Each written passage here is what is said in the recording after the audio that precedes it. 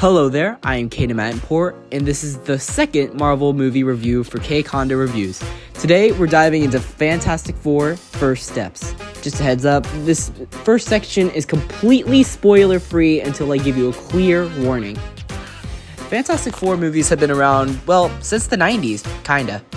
There was that unreleased film from 1994 whose actors actually cameoed in the 2025 movie. Then, of course, we had what I'll call the Chris Evans Fantastic Four movies, which gave us the first appearance of Galactus. Kinda.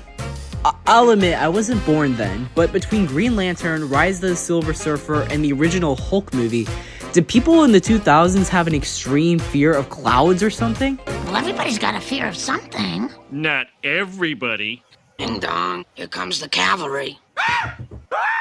After that, Fan Force Stick existed, I guess. Later, Fox was sold to Disney, but they couldn't use the Fantastic or X-Men characters for a few years, so they just kept killing them off.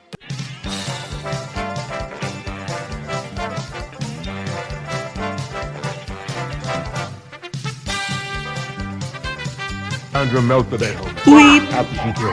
Weep. You don't play. But I could safely say this 2025 is, well, I don't want to be cheesy, but you know what? It was great. I'd even say It's fantastic.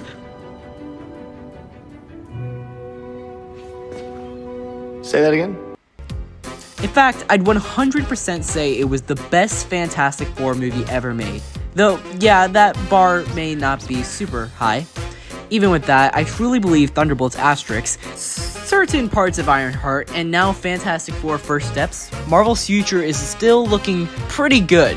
And I'm genuinely sad that this is the last new Marvel movie I'll review for over a year until Brand New Day. So let's get into it.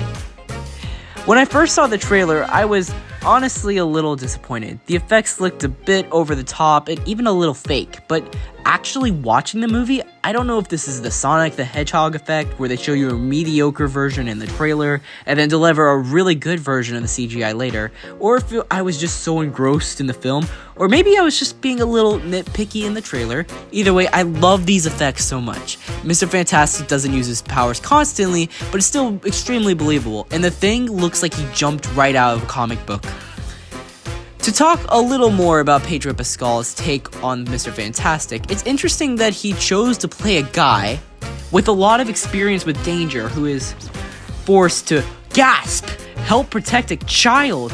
I don't think I've ever seen him do that kind of character before. Oh wait, that's literally every movie with Pedro Pascal. My bad. But jokes aside, I was initially confused why they cast him as Mr. Fantastic when John Krasinski is right there. I thought Krasinski did a spectacular job in Multiverse of Madness, and it would have been a really smooth transition. Nonetheless, Pedro definitely did an amazing job with the character, who was both obsessed with solving everything, but still cared deeply for his family. I also appreciate that instead of focusing solely on his stretching ability, they put more emphasis on how he's the smartest man alive, and how people put all their faith in him. But I'll get more into that in my spoiler review. Now, here's the thing. Let's talk about him for a second. They don't go crazy on his whole being disgraced for looks ordeal, like they did with the Chris Evans movies, and that's totally fine. I don't think I want the same story told over and over. I'm okay if they bring it up later, just don't rehash the same narrative. Which I hope they don't do the whole discrimination story with X-Men again as well, because we already have countless comic books, movies, TV shows that tell that story, and it would be really cool if they did like an X-Men v Mojo, or Mr. Sinister, or them going to space instead, like in the comics. But sticking with the Fantastic Four, I think they created the best version of Johnny Storm. Not only is he smart, which justifies why he's going on in the rocket with the other three members, but he's not a total jerk like the Chris Evans version was. Don't get me wrong, Chris Evans' torch was cool, but in his movie, right when the Thing was rejected by his fiancée, Johnny got the world to call him the Thing. That's not why he teases Ben. Torch notices Ben is always sad about everything, so he pranks him not to take everything so seriously and to enjoy life. The fun little arguments they have in this movie as well are honestly good enough to match up to that. Either way, this movie was definitely one of the shortest Marvel movies in the MCU after the Marvels, but it was still a fun, action-packed, terrifying at some parts with Galactus, and a good standalone movie. But not without flaws. I can't say many flaws without spoilers, except for this. A little Herbie goes a long way. If they had just taken him out of one scene, it would have made him feel even cooler when he did appear. But he's still one of the best practical props Marvel has ever made, if not the best one, and definitely one of the best parts of the movie. Before I move on, I want to say that the rest of this video will have spoilers. So please leave now if you haven't seen it. It's a great movie, so come back and hear my thoughts with spoilers. Now for a segment I like to call, Where the Heck is Spider-Man? Where I ask the question, where the heck is Spider-Man in this movie? And the answer is a little boring this time. He doesn't live in this universe. But I really hope to see him in a future Marvel movie, hanging out with the Fantastic Four. Spider-Man actually has a feud with Human Torch in the comics, and even later, Spider-Man loses his first battle to Dr. Octopus, and has to get a pep talk from Johnny Storm in Amazing Spider-Man issue 3. And in issue Amazing Spider-Man 258, Spider-Man has Reed Richards scan his symbiote suit, which is how Peter discovers it was actually a Venom messing with his suit. And even later, when Johnny dies in the Future Foundation comics, Spider-Man takes his place and gets that classic white and black suit from your friendly neighborhood Spider-Man. The possibilities are endless, and that is, where the heck is Spider-Man? Now for my spoiler review. I loved that the ship was called Excelsior to make Stan Lee still cameo even in death, just like the bus in Deadpool Wolverine. And apparently someone else told me this, but both Jack Kirby and Stan Lee cameoed in this movie, when there was two stand-in actors facing away from the camera, but in a building that read Timely Comics, which is where they worked before they turned it into Marvel Comics. Which is fitting, because it was confirmed in Guardians of the Galaxy Volume 2 that Stan Lee is really a Watcher, and it was the Watcher who tried to stop Galactus in the Fantastic Four comics. Going back to the Fantastic Four though, the Thing's beard was really interesting. It was kind of funny that Torch kept complimenting it, because I thought it looked ridiculous. And it's very in character for Johnny to tell Ben to keep something ridiculous on his face, especially when Ben would probably want to grow facial hair for the end of the world. But I really hope that he gets rid of it for future movies, which they probably will. Now for the beginning, as much as I don't want to see Batman's parents get killed for whatever the heck amount of times by now, I do get a little annoyed when Spider-Man and Superman's stories get skipped in their movies. They don't even acknowledge their origin story, even though they're the faces of these really big franchises. I feel like we only saw their story twice, and I was getting a little bit annoyed with this movie skipping the story after it was only told twice as well. But I actually really liked what they did here. When they showed a news story recapping it for the audience, so we could paint a picture in our heads.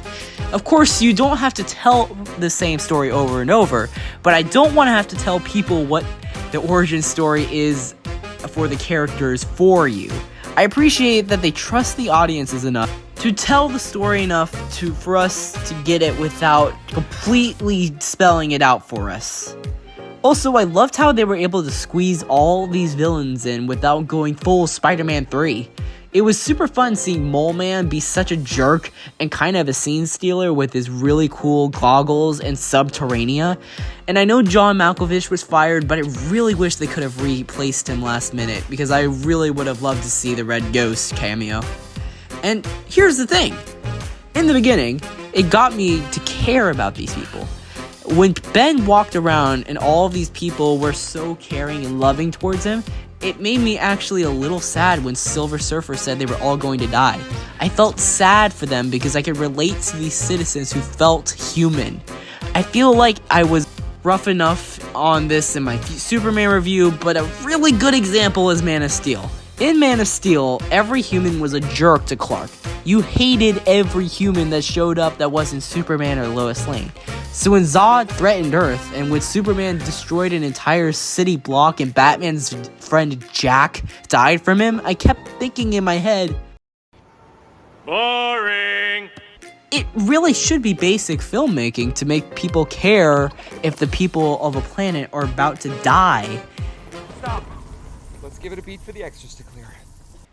Which I really appreciate that they did here. Also, they had an amazing setup with the Latveria chair, which is the place Doom rules, and a nice payoff with the Doctor Doom post-credit scene, which I will get way more into in my theories later on. I think this movie does an interesting job explaining that Reed is just brutally honest. Like, he was straight up that Galactus would save everybody in exchange for Franklin, which kind of explains this clunky scene that is still made fun of. With one whisper from his mouth. What mouth? Mr. Fantastic is a strangely honest person in every universe. Now for my true review on all the flaws in the movie. I was confused when Mr. Fantastic said no electricity, made his friend not shave, yet keep Herbie on, kept his lights on in the baby nursery, and told everybody to turn things off from what seems to be a recording for them to watch on TV. That was odd, but not as odd as Human Torch turning into the Duolingo bird, though Johnny is less violent than the owl. No matter how smart you are, I don't think you can learn an entire language through a single sentence that didn't even have all the vowels in it. Though, looking back in my French classes, je m'appelle is my name is. Oh, attendez.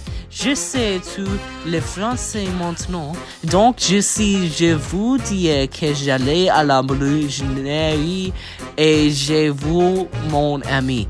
Il est exactement? And also, maybe I read comics wrong my whole life, but I am positive Galactus had a laser beam, not a labor beam. Like, I didn't even know that was a power.